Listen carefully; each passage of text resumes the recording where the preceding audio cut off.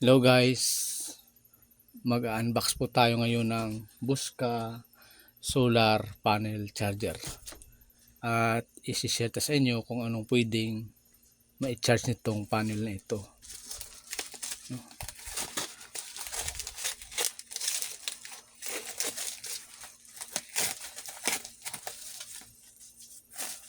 Nag-invest nito ako guys kasi tulad ng sabi ko sa unang video tumaas na yung per kilowatt ng bill dito sa amin, no? Kasi nga na privatize na yung company dito sa amin at unti-unti akong nag-i-invest sa mga tulad nito ng mga free lang, no, solar energy, no. uh, Kahit na sa ganitong pamaraan is makalibre tayo, no, at makabawas man lang ng bill kahit na maliit lang, no, at least makakatipid din, no.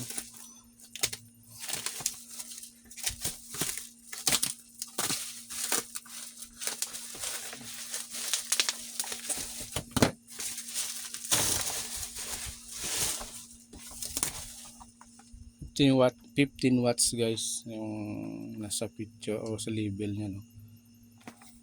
Saka Buska BS 1216 can charge any mobile and any battery under 12 volt, no. So i-share natin sa inyo guys, no. Ito yung nasa likod nya label o pictures nya, no.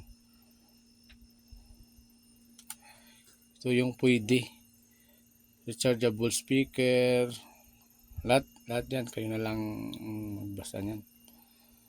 Rechargeable battery, USB, rechargeable scale, motorbike, battery, rechargeable fan, power bank, and mobile phone.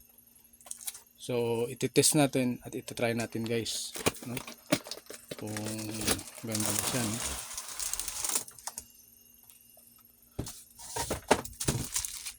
So ito yan guys, ito siya guys, ito yung kasama niya.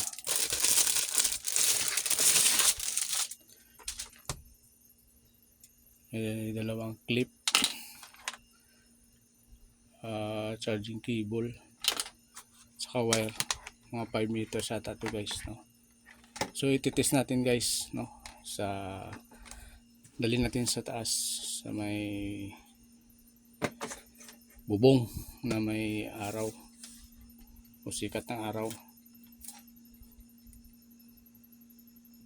So ititest natin, no, kung pwede ba siya dito, no,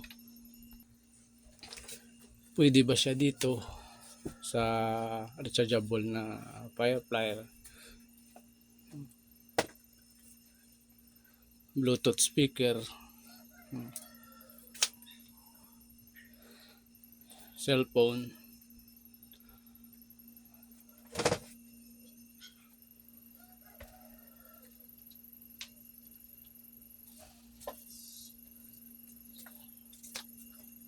rechargeable na lights,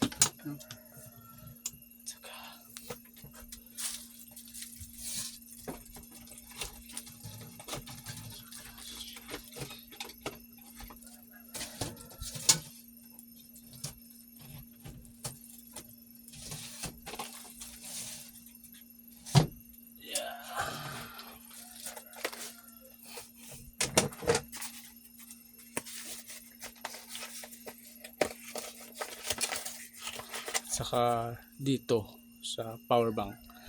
So guys, ilalagay ko to sa taas, no? Ito na pala guys yung solar panel ko na mga maliliit lang. Yung dalawa doon sa electric fan yan guys, sa rechargeable electric fan. So sa ito, saka sa ito, sa ceiling lights, saka ito sa mga USB ng mga cellphone. Ito yung ititest natin kung gumagana ba siya sa mga device na kasama niya. no, sa cellphone, sa electric pan na 12 volts at saka 6 volt, saka mga bluetooth. Sige, subukan natin sa itis guys. Yan guys, kahit pa paano at least nakakabawas din ng bill sa kuryente, no? Kasi wala pa tayong budget pang solar na pang medyo malaki yan talaga na may baterya. So yan lang muna guys na mga setup, simple lang, no? At least makabawas o makatipid sa kuryente. So sukatin muna natin guys yung output voltage niya na DC.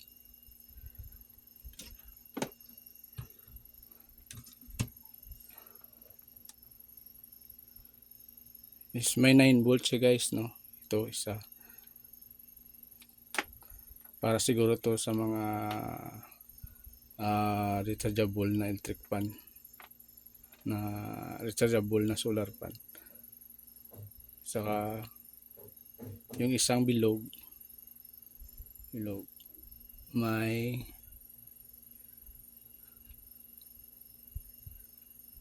5 volts siya guys, may 5 volts din, no? At saka may type C micro,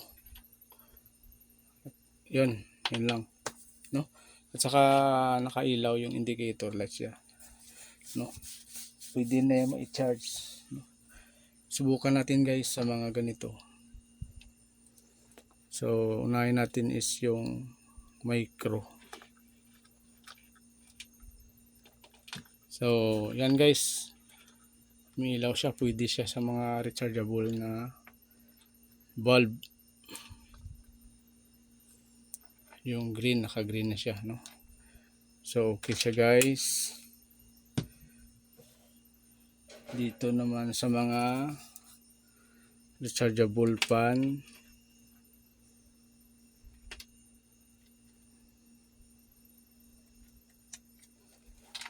so okay din siya guys, is kakulay green, full charge na siya kanina eh. So test ko na lang kung gumagana siya sa mga electric fan, no? Yun, nagcha-charge siya guys, no? Kung nakakulay pula. Sa dito sa Bluetooth speaker, no?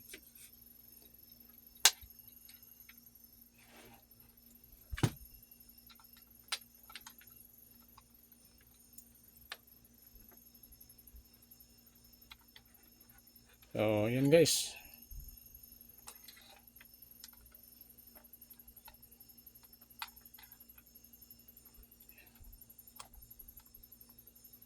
pwede din siya guys, oh. May ilaw siya, no? Yun, yan, pwede din siya guys sa mga Bluetooth na speaker. Sa dito sa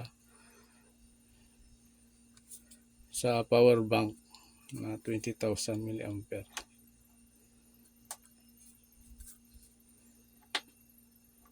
Try natin sa type C.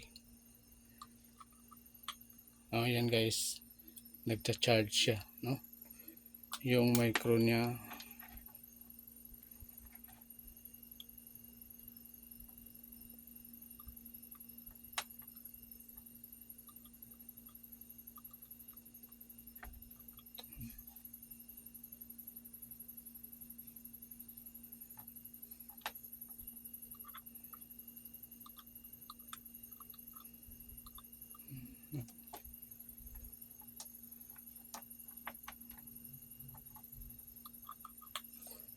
yan guys, no? Pwede din siya sa power bank, no? So para sa akin guys, okay na to, no? Pang charge sa mga maliliit lang na pwede i-charge, no? Tulad nito, sa kanito, sa mga rechargeable fan, no? Yan, pwede din siya guys, nasa type C. No? So, para sa akin guys, okay na to, no? Kasi yung sa electric fan ko, no, is yung dalawa kong electric fan, rechargeable na din, no? Naka-solar, solar na din. No? At saka yung ceiling fan ko, may solar na din. So, yun. Saka ito, yun. Dalawa yan guys. Malaking tulong na din yan guys, no? Para makabawas man lang ng kuryente, ng bill sa kuryente. Kasi napakataas na ngayon sa amin dito yung bill ng kuryente. So, baka sa sunod is makapag-set up tayo ng may baterya na, no? Na pwede na pang medyo pang appliances na talaga. So, yan pa lang guys yung kaya ng budget natin, no? Sige guys, yun na lang yung may share ko sa inyo is para makatulong at makatipid kung paano, no, kahit sa kuryente, sa bayarin man lang ng kuryente, makatulong at pagbigay na tayo ng konting kaalaman. So pasensya na kayo guys sa Tagalog natin, no, kasi hindi tayo sanay mag-Tagalog. So sige na guys, okay na.